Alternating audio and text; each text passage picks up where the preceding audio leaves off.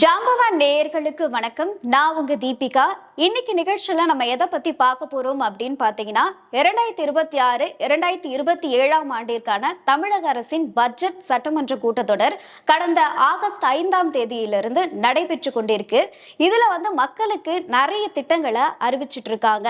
So அந்த வகையில மக்களுக்கு சர்ப்ரைஸ் கொடுக்கும் விதமா இன்னைக்கு முதல்வர் விஜய் அவர்கள் ஒரு 3 அறிவிப்புகளை வெளியிட்டிருக்காரு. அது என்ன அறிவிப்புகள் அப்படின்றத பத்தி தான் இன்னைக்கு இந்த வீடியோல நம்ம பார்க்க போறோம். முதல் அறிவிப்பு என்ன அப்படின்னு பாத்தீங்கன்னா, எல்லா மக்களும் எதிர்பார்த்த மாதிரி இலவச சிலிண்டர். சோ தேர்தல் நேரத்துல, அதாவது தேர்தல் நேரம் பிரச்சாரம் பண்ணும் பொழுது நான் ஆட்சிக்கு வந்தா 6 சிலிண்டர் வழங்குவேன் அப்படின்னு சொல்லியிருந்தாரு. அப்போ போர்லாம் நடந்துட்டு இருந்ததுனால சிலிண்டர் தட்டுப்பாடு ரொம்பவே அதிகமா இருந்தது. அப்போ எல்லாரும் என்ன சொன்னாங்கன்னா, இப்படி சிலிண்டர் தட்டுப்பாடு இருக்கும் பொழுது விஜய் அவர்கள் ஒருவேளை ஆட்சிக்கு வந்தா அவரால் எப்படி 6 சிலிண்டர் கொடுக்க முடியும் அப்படின்னு சொல்லி நிறைய கேள்விகளை எழுப்புனாங்க, விமர்சனங்களையும் முன் வச்சாங்க. இது எல்லாத்துக்குமே பதிலடி கொடுக்கிற மாதிரி இப்ப இந்த அறிவிப்பை வெளியிட்டிருக்காரு. ஆனா அவர் தேர்தல் நேரத்துல 6 சொன்னார் இல்லையா, 6 சிலிண்டர் கிடையாது, 3 சிலிண்டர் தான் இப்போ கொடுக்குறாரு. அதுக்கு என்ன காரணம் சொல்றாங்க அப்படின்னு பாத்தீங்கன்னா, நிதி நெருக்கடி காரணமா இப்போதைக்கு நாங்க 3 சிலிண்டர் வழங்குறோம் அப்படின்னு சொல்றாரு.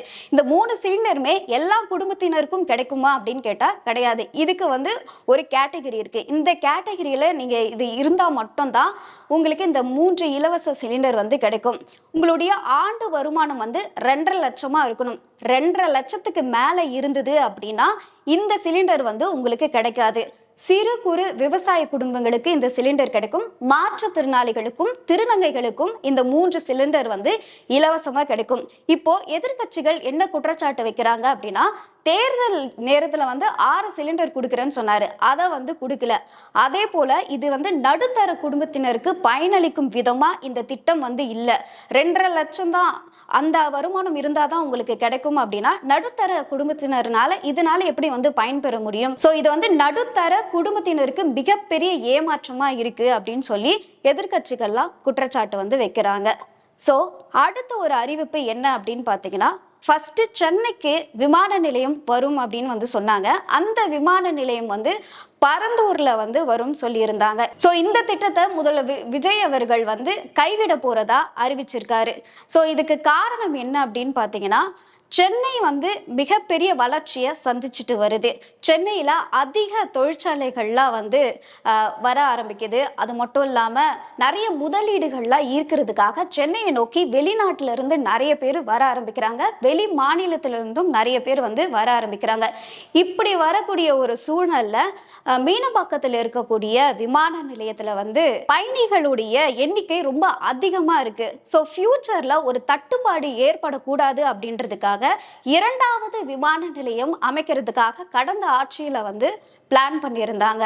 சோ பிளான் பண்ணி அதுக்காக சூஸ் பண்ணப்பட்ட இடம் தான் பரந்தூர். பரந்தூர் மட்டும் இல்லாம சுற்றி இருக்கக்கூடிய ஒரு 12 கிராமங்களை சூஸ் பண்ணியிருந்தாங்க.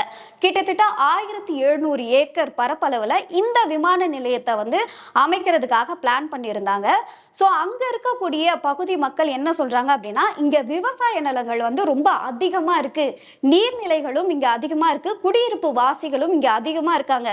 சோ இது எல்லாமே இருக்கிறதுனால விமான நிலையம் வந்துச்சு அப்படின்னா இங்க விவசாய நிலம் அழிஞ்சிரும், குடியிருப்பு வாசிகள் எங்க போறது, நாங்க விவசாய நிலங்களை நம்பிதான் நாங்க இங்க பிழப்ப ஓட்டிட்டு இருக்கோம். அப்படியும் நீங்க எங்களுக்கு இடம் கொடுத்தாலுமே எங்களுக்கு பிழைக்கிறதுக்கு வழி இருக்காது.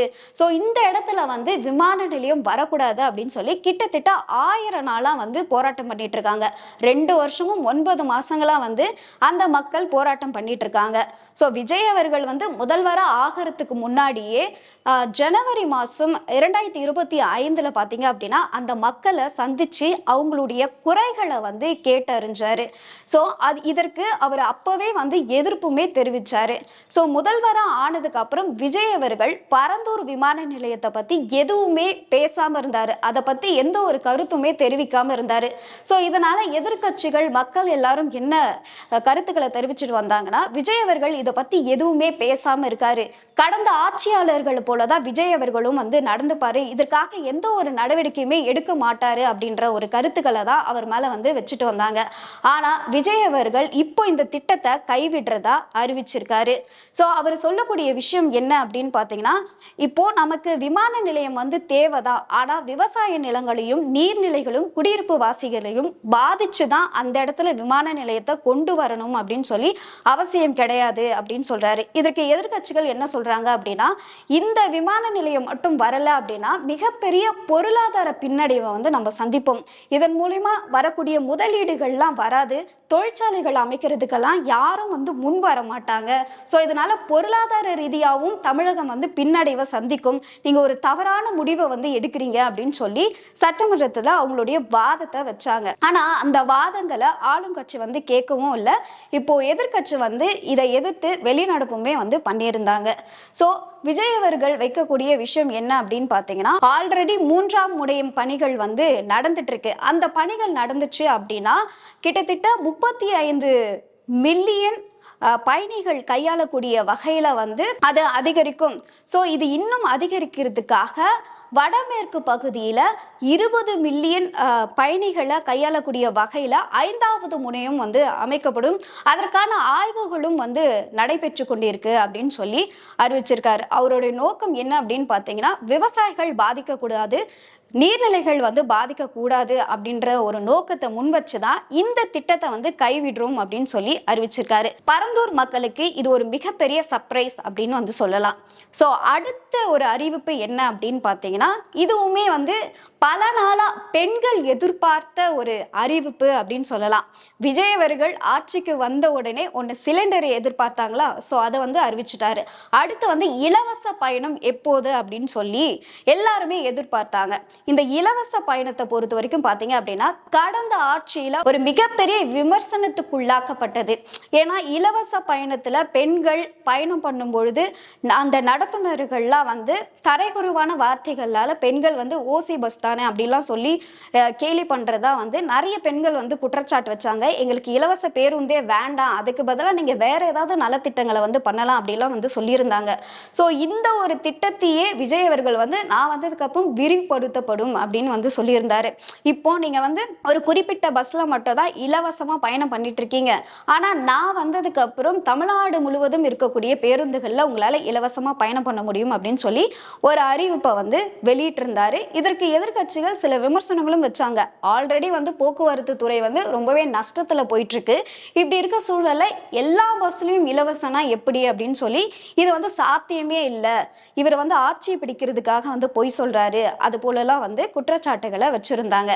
ஸோ இதற்கெல்லாம் பதிலடி கொடுக்கிற விதமா இப்போ இந்த இலவச பயணம் இருக்கு இல்லையா, அதுக்கு வந்து பெயர் மாற்றப்பட்டு வெற்றி பயணம் அப்படின்னு சொல்லி பெயர் மாற்றி இப்போ இதை நடைமுறைக்கு கொண்டு வர போறாங்க. ஸோ இதுல வந்து பாத்தீங்க அப்படின்னா எல்லா பெண்களுமே வந்து பயணம் பண்ணலாம். இதுக்கு வந்து அந்த வருமானம் வந்து குறிப்பிட்ட அளவுக்கு இருக்கணும் அப்படின்லாம் கிடையாது. எல்லா பெண்களுமே இலவசமா பயணம் பண்ணலாம்.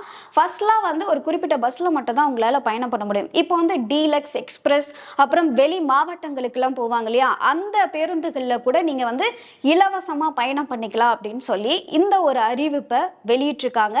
பெண்களுக்கு இது ஒரு மிகப்பெரிய சர்ப்ரைஸ் அப்படின்னே சொல்லலாம். ஸோ இந்த 3 முக்கிய அறிவிப்புகளை இன்னைக்கு வெளியிட்டு மக்களுக்கு ஒரு மிகப்பெரிய ஒரு சர்ப்ரைஸை கொடுத்திருக்காரு அப்படின்னே சொல்லலாம்.